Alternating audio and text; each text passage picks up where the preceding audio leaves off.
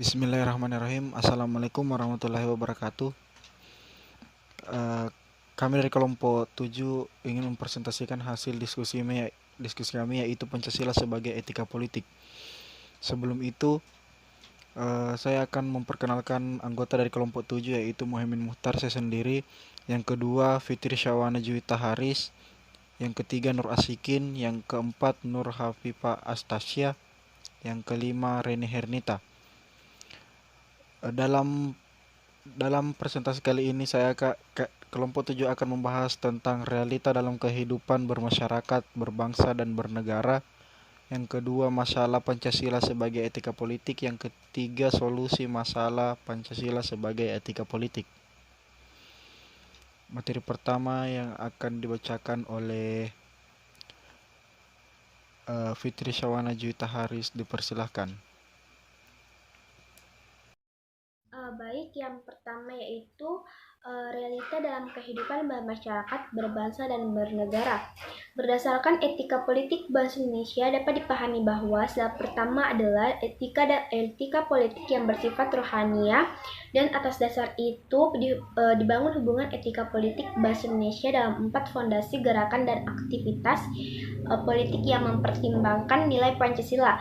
Dengan dasar-dasar ini, sebagai pimpinan dan pegangan pemerintah negara pada hakikatnya tidak boleh menyimpan dari jalan lurus untuk mencapai kebahagiaan rakyat. Dengan bimbingan dasar yang tinggi dan murni akan dilaksanakan tugas yang tidak ringan. Namun realitanya yang terjadi menunjukkan bahwa penerapan Pancasila sebagai etika politik sudah mulai terkikis. Salah satu contoh kecilnya adalah mencuri star dalam berkampanye, sampai ke tindakan korupsi yang sudah menjadi tontonan kita sehari-hari di layar kaca televisi, masyarakat, berbangsa, dan bernegara. Selanjutnya yaitu Pancasila sebagai etika politik bangsa dan negara Indonesia adalah etika yang dijiwai oleh falsafah Pancasila yang meliputi etika yang berjiwa ketuhanan yang Maha Esa, mengandung makna percaya akan adanya Tuhan yang Maha Esa, patuh pada perintah Tuhan dan menjauhi larangannya. Etika yang berperikemanusiaan mengandung makna menilai harkat kemanusiaan tetap lebih tinggi dari nilai kebendaan, tidak membenarkan adanya rasialisme, dan sikap membeda-bedakan manusia. Etika yang dijiwai oleh rasa kesatuan nasional mengandung makna sifat bangsa Indonesia yang Bhinneka Tunggal Ika dan bangsa yang cinta persatuan. Etika yang berjiwa demokrasi mengandung makna lambang persaudaraan manusia sama-sama berhak akan kemerdekaan dan memperoleh kemerdekaan. Selanjutnya yang terakhir yaitu etika yang berjiwa keadilan sosial mengandung makna manifestasi dari kehidupan masyarakat yang dilandasi oleh jiwa kemanusiaan, jiwa yang cinta kepada persatuan, jiwa yang bersifat demokrasi, dan semangat mau bekerja keras. Oke, selanjutnya materi yang akan dibacakan oleh Nur Asikin, dipersilahkan. Baik, materi selanjutnya adalah Pancasila memiliki logika internal yang sesuai dengan tuntutan-tuntutan dasar etika politik modern yang belum ada dalam Pancasila adalah perhatian pada lingkungan hidup. Yang pertama, pluralisme. Pluralisme adalah ketersediaan untuk menerima pluralitas, artinya untuk hidup dengan positif, damai, toleran, dan biasa atau normal bersama warga masyarakat berbeda pandangan hidup agama, budaya, dan adat. Kedua, hak asasi manusia. Jaminan hak asasi manusia adalah bukti kemanusiaan yang adil dan beradab. Mengapa? Karena hak-hak asasi manusia menyatakan bagaimana manusia wajib diperlukan dan wajib tidak diperlukan. Kemudian solidaritas bangsa. Solidaritas bermakna manusia tidak hanya hidup demi diri sendiri, melainkan juga demi orang lain, bahwa kita bersatu senasib sepenanggungan. Manusia hanya hidup menurut harkatnya apabila tidak hanya bagi dirinya sendiri, melainkan menyumbang sesuatu pada hidup manusia-manusia lain. Kemudian demokrasi. Demokrasi berdasarkan kesadaran bahwa mereka yang dipimpin berhak menentukan siapa yang memimpin mereka dan kemana mereka mau dipimpin. Demokrasi adalah kedaulatan rakyat plus keterwakilan. Kemudian keadilan sosial. Keadilan sosial merupakan norma moral yang paling dasar dalam kehidupan masyarakat. Maksud baik apapun kandas apabila melanggar keadilan, moralitas, masyarakat mulai dengan penolakan terhadap ketidakadilan. Tuntutan keadilan sosial tidak boleh dipahami secara ideologis sebagai pelaksanaan ide-ide ideologi agama-agama tertentu, dan keadilan sosial tidak sama dengan sosialisme.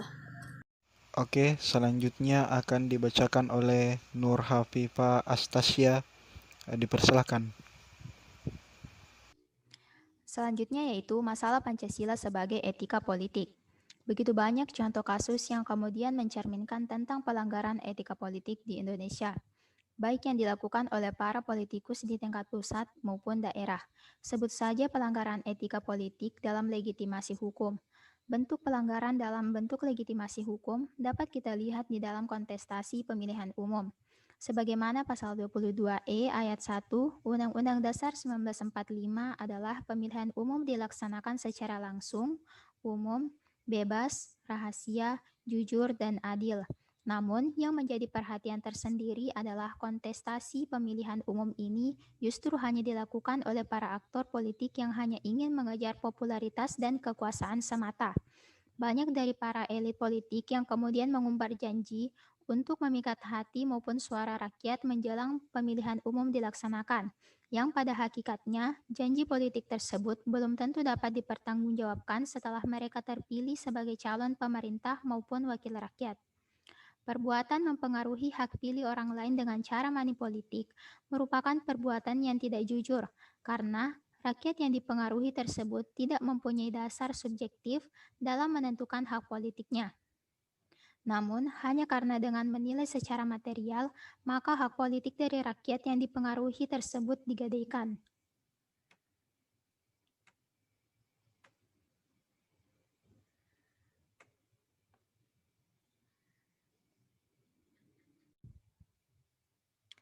Selanjutnya yaitu solusi masalah Pancasila sebagai etika politik. Nilai-nilai Pancasila dalam etika yang terkandung dalam 5 sila Pancasila dapat dijadikan solusi dalam setiap permasalahan. Yang pertama yaitu sila ketuhanan yang Maha Esa, merupakan sumber nilai-nilai moral bagi kehidupan bangsa dan kenegaraan. Berdasarkan sila pertama, negara Indonesia bukanlah negara teokrasi yang mendasarkan kekuasaan negara pada legitimasi religius. Kekuasaan kepala negara tidak bersifat mutlak berdasarkan legitimasi religius, melainkan berdasarkan legitimasi hukum dan demokrasi. Selanjutnya itu akan dibacakan oleh Reni Hernita S. Dipersilakan. Selanjutnya, kemanusiaan yang adil dan beradab. Sila kedua juga merupakan sumber nilai-nilai moralitas dalam kehidupan negara.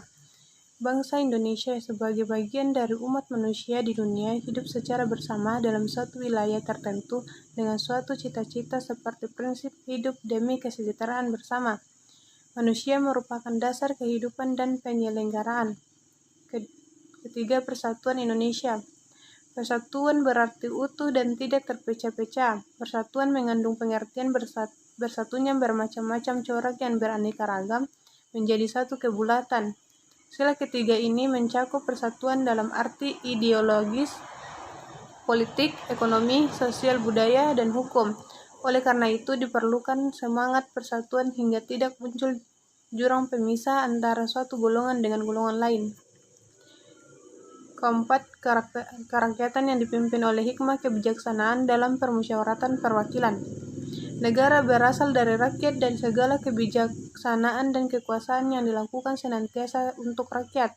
Oleh karena itu, rakyat merupakan asal muasal kekuasaan negara. Dalam pelaksanaan dan penyelenggaraan negara, segala kebijaksanaan, kekuasaan dan kewenangan harus dikembalikan kepada rakyat sebagai pendukung pokok negara. Kelima, keadilan sosial bagi seluruh rakyat Indonesia. Dalam penyelenggaraan negara harus berdasarkan legitimasi hukum, yaitu prinsip legalitas. Negara Indonesia adalah negara hukum, oleh karena itu keadilan dalam kehidupan bersama atau keadilan sosial merupakan tujuan dalam kehidupan negara. dalam penyelenggaraan negara segala kebijakan, kekuasaan, kewenangan dalam kehidupan negara, dalam penyelenggaraan negara segala kebijakan, kekuasaan, kewenangan, serta senantiasa harus berdasarkan hukum yang berlaku. Baik, itulah tadi presentasi dari kelompok 7. Kesimpulan yang dapat diambil dari presentasi kali ini yaitu Pancasila adalah dasar negara yang menjadi tolak ukur pemikiran bangsa Indonesia yang mengandung nilai-nilai yang universal dan terkristalisasi dalam sila-silanya yang dikembangkan dan berkembang dalam diri pribadi manusia sesuai dengan kodratnya sebagai makhluk pribadi dan sosial.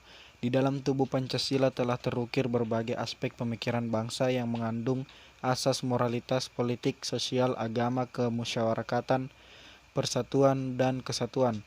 Seluruh aspek tersebut senafas, sejiwa, merupakan suatu totalitas, saling hidup, menjiwai, diliputi, dan dijiwai satu sama lain. Demikian presentasi kali ini, kurang lebihnya mohon dimaafkan. Dengan ucapan Assalamualaikum warahmatullahi wabarakatuh.